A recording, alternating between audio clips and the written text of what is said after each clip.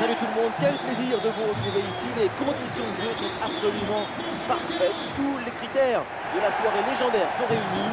Au niveau, c'est le meilleur duo, oui, depuis Xavi et Iniesta, Omar Da Fonseca, Benjamin Da Silva. Ça va être un plaisir de suivre cette rencontre. Le Stade Brestois contre Bologne. L'attention, le bruit, les supporters qui chantent.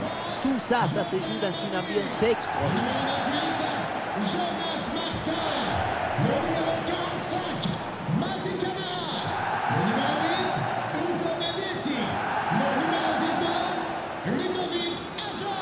Allez, le départ pour le Stade Brestois. Dans les manuels de football, c'est ça le 4-3-3 conventionnel, avec deux vrais ailiers de chaque côté pour aller provoquer.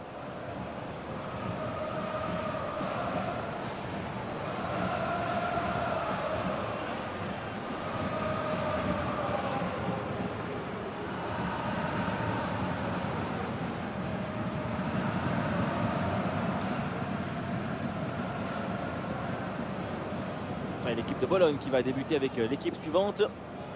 4-5 ans offensifs ou aussi le 4-2-3 avec double pivot devant la défense et 4 joueurs offensifs. C'est le schéma pour avoir la possession du ballon.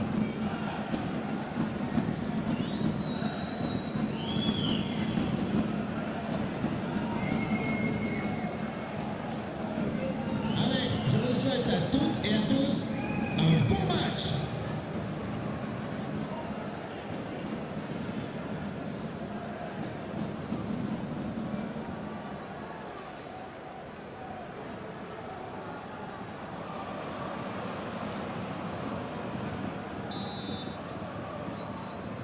Voilà, c'est parti, le coup d'envoi.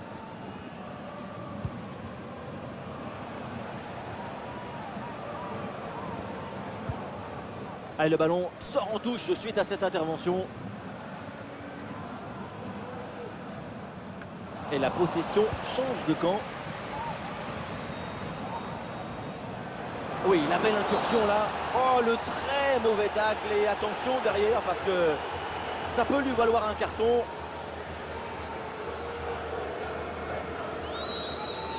Un carton rouge, c'est donc l'exclusion.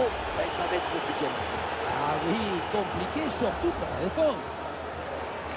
Changement demandé côté brestois.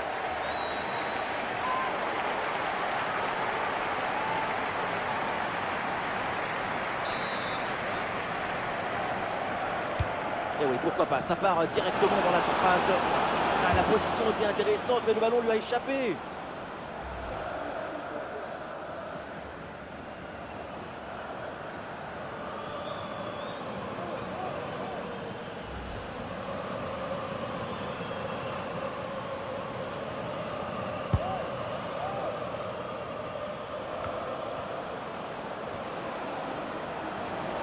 Allez, il faut lever la tête maintenant. Ah, c'est bien parti. Et le gardien qui écarte bien le danger.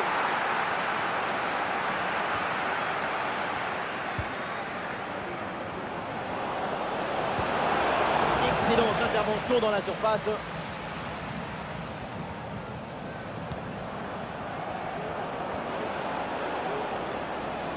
Attention ce tir.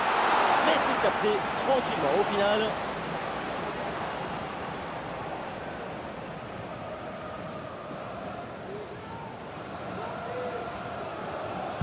Quelque chose me dit qu'au moment de faire la différence, c'est son nom qui va sortir. Sa caractéristique principale, c'est son habilité technique. Cette capacité à dribbler n'importe quel adversaire. Ouh, attention, ça bouge là! Ah, il y a encore danger. Le premier but du match. La domination récompensée. Voilà le premier but mérité.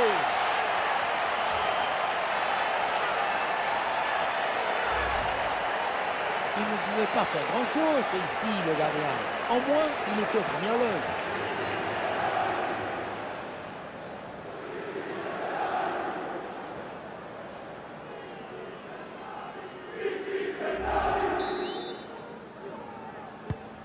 Le jeu reprend et le Stade Brestois qui remet le ballon en jeu. Magnetti.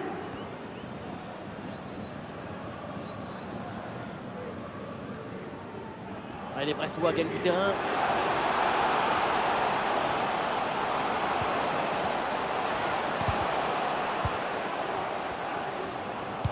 danger pour la défense avec ce centre dans la surface.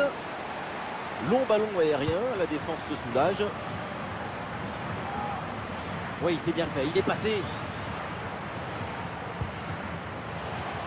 Attention pour égaliser. Une intervention pour éloigner le danger. Miranda. Et voilà une bonne option de contre-attaque. Face à face avec le gardien. Oh, attention. Les Sarons, l'intervalle se creuse avec ce nouveau but. Ça fait 2 longueurs d'avance.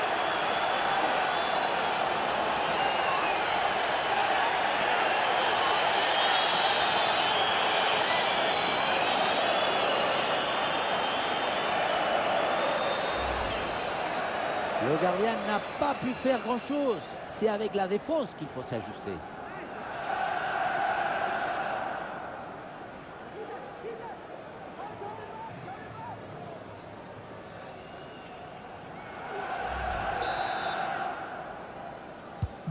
Et avec ce but inscrit, ça fait maintenant 2-0. Au Magnetti. Jordan Amavi. Magnetti. Ah, dommage, ballon perdu.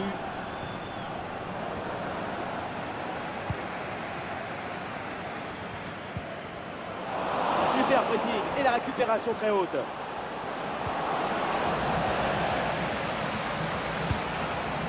C'est dégagé ce ballon.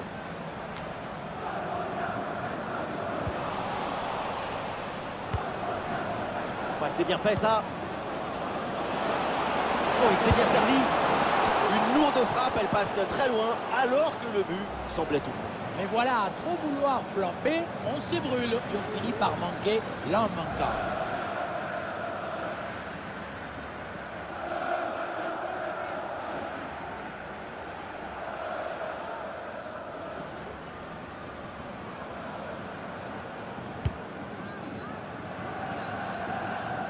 La mi-temps s'approche et c'est un scénario idéal pour l'équipe visiteuse. La situation est évidemment très favorable.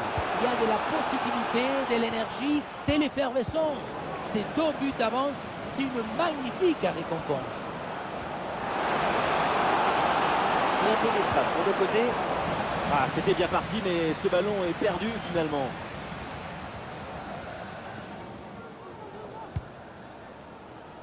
À Jorque.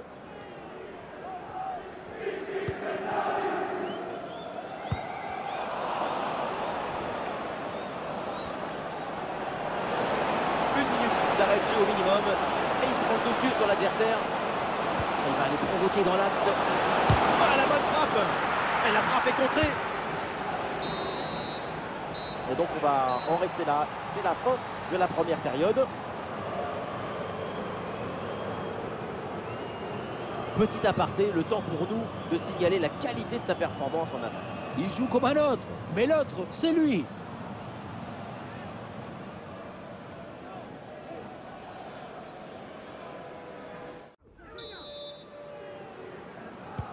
Et c'est parti, le coup d'envoi de cette seconde période.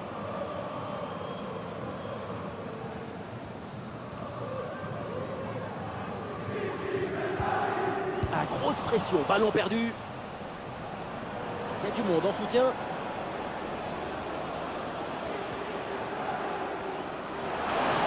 Un ballon sur l'aile pour aller porter le danger. Et pourquoi pas ici. Et le gardien était bien vigilant. Camara. Ouais, ballon récupéré, c'est bien défendu. Une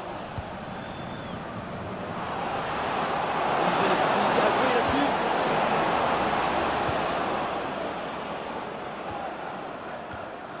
Et la perte de balle du Stade Brestois.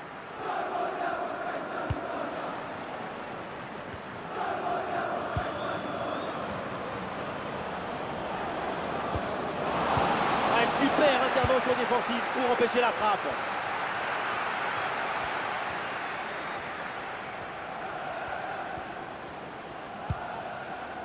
Amavi. Hugo Magnetti.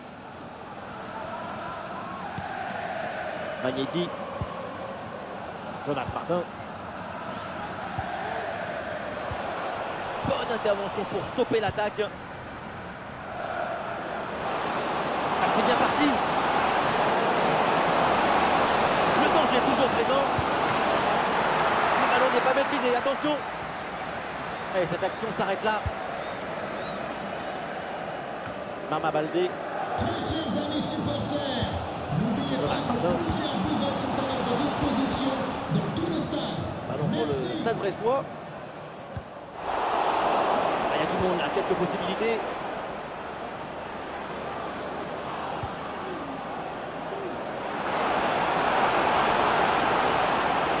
Oh, la tentative. Oui, la parade. Eh, très grosse pression, attention.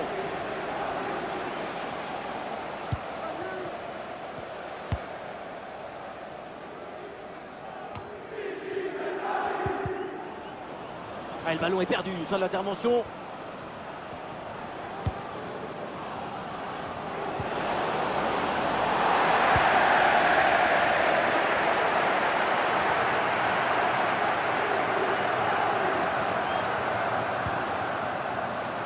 Et nous voici dans le dernier quart d'heure maintenant de ce match.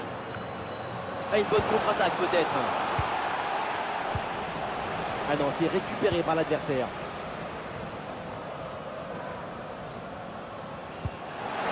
Ça a l'air bien dosé ça.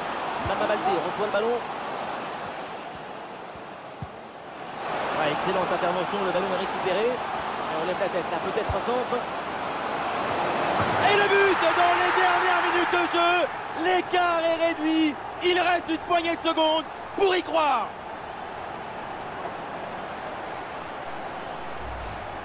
Oui, voilà le réalisateur. Il faut nous remontrer ce centre magnifique qui passe en revue toute à la défense. Personne ne l'intercepte. Et voilà le cabeçazo, la tête qui vient conclure un mouvement très intéressant et envoyer le ballon dans le but.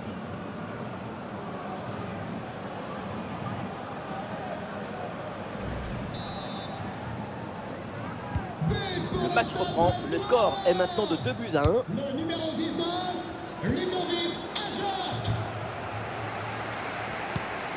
Le chrono tourne, évidemment, peut-être l'égalisation sur cette dernière attaque. Ah, l'action était bien partie et finalement, c'est perdu. On passe par le côté. Communication là. Ah, il y avait une possibilité, mais le ballon est récupéré par l'équipe adverse.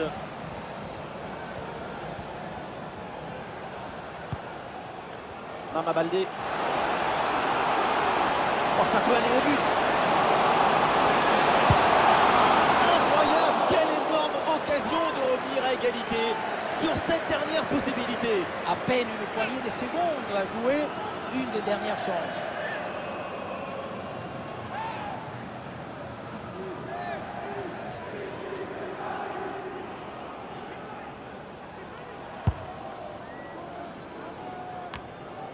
Plus qu'une petite minute à jouer dans le temps réglementaire.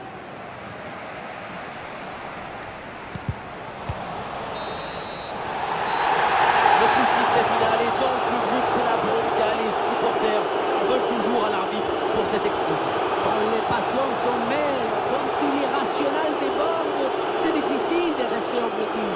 Le public ne pardonne pas à l'arbitre d'avoir sorti le bout. Ah, et en même temps, on peut les comprendre parce que ça a été tourmenté. Et sur sa performance du jour, évidemment, on ne peut dire que des bonnes choses. Et oui, pour tout le monde, c'est magnifique. Son but, c'est le but de toute l'équipe. Un travail de connexion et de coordination excellent.